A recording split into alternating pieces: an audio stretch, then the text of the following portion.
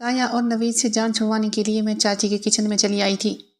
چاچی کھانا بنا رہی تھی اور مجھے کہنے لگی، جاؤ گڑیا میرے کمرے سے موبائل لے کے آؤ۔ میں چاچی کے کہنے پر ان کے کمرے میں چلی آئی اور ان کا موبائل تلاش کرنے لگی۔ مجھے ان کا موبائل کہیں نہیں مل رہا تھا۔ میں واپس جانے لگی تو دیکھا چاچا دروازے پر کھڑے ہوئے ہیں۔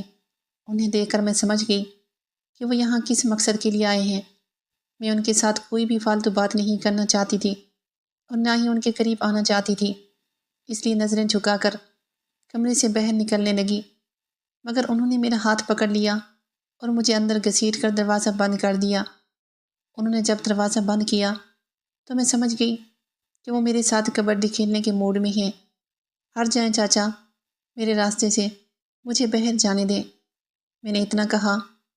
جانے لگی مگر چاچا نے مجھے دیوار کے ساتھ لگا لیا اور کہنے لگے، میں جانتا ہوں تم مجھ سے ناراض ہو، میں 1 ماہ تک دور جا رہا ہوں، لیکن 1 ماہ کی کمی میں 1 ہفتے میں ہی پوری کر دوں گا۔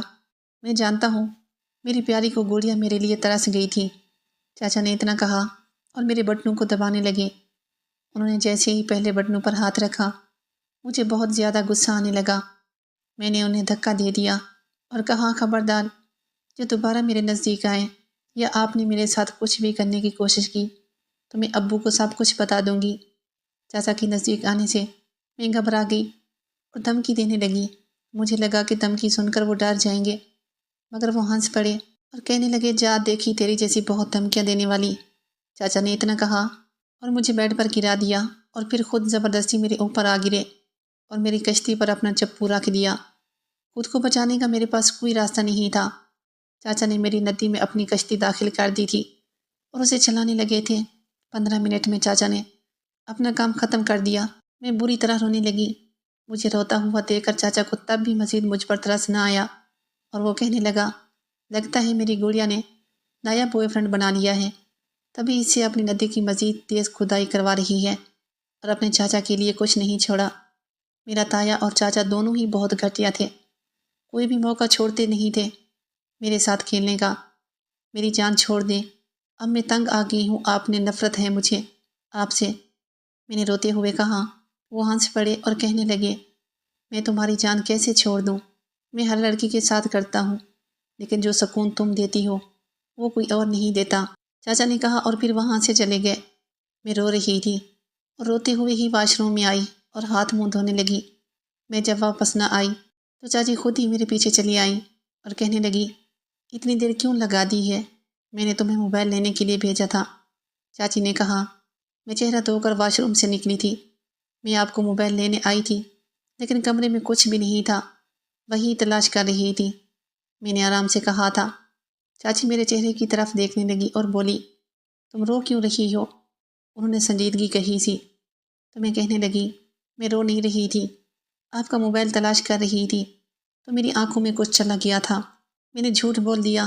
چاچی نے ایک نظر میری طرف دیکھا اور دوسری نظر بیڈ کی طرف دیکھا، ان کی بیڈ شیٹ خراب ہوئی تھی۔ انہوں نے مجھ سے کوئی سوال نہ پوچھا اور میں ان کے ساتھ کچن میں چلی آئی۔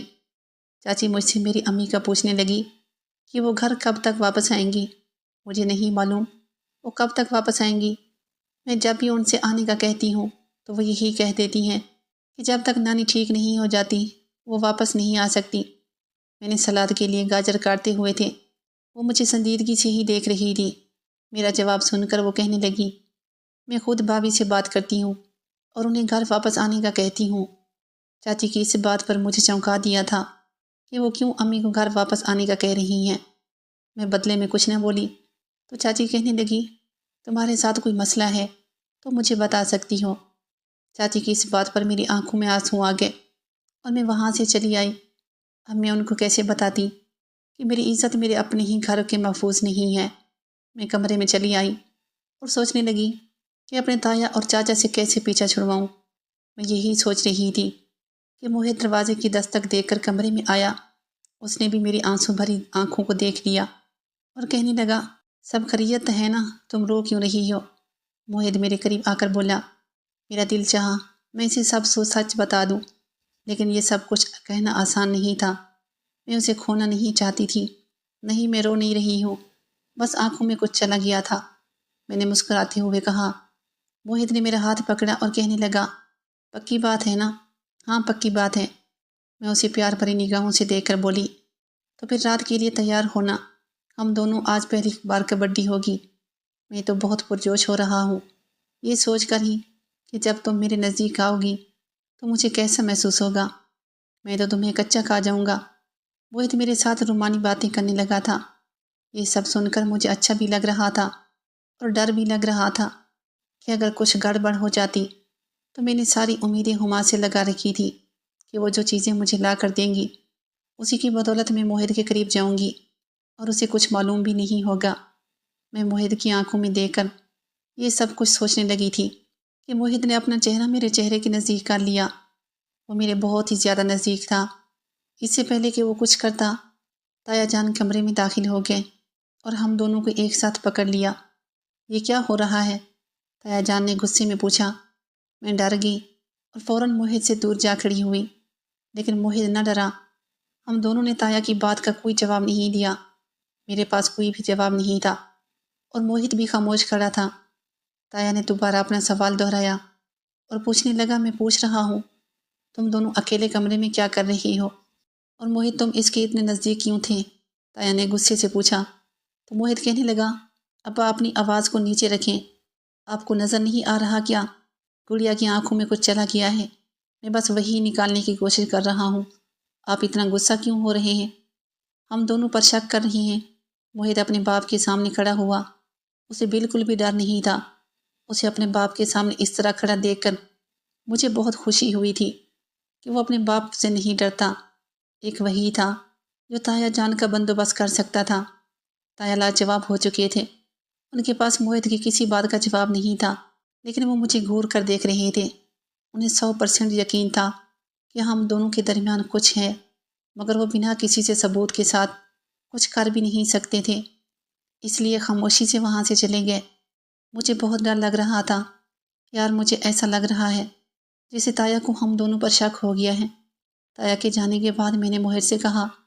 وہ کہنے لگا، تم پریشان مت ہو، ان کی تو عادت ہے بلا وجہ بڑے بنتے رہتے ہیں۔ تم رات کو تیار رہنا اور پورے 12 بجے میرے کمرے میں آ جانا۔ اگر تم میرے کمرے میں نہ آئی تو میں خود ہی تمہارے پاس چلا آؤں گا اور اس بات کی پرواہ نہیں کروں گا کہ کوئی ہمیں دیکھ رہا ہے یا نہیں۔ موہت بہت بہادر تھا۔ اس نے اتنی بڑی بات بہت آسانی سے کہہ دی۔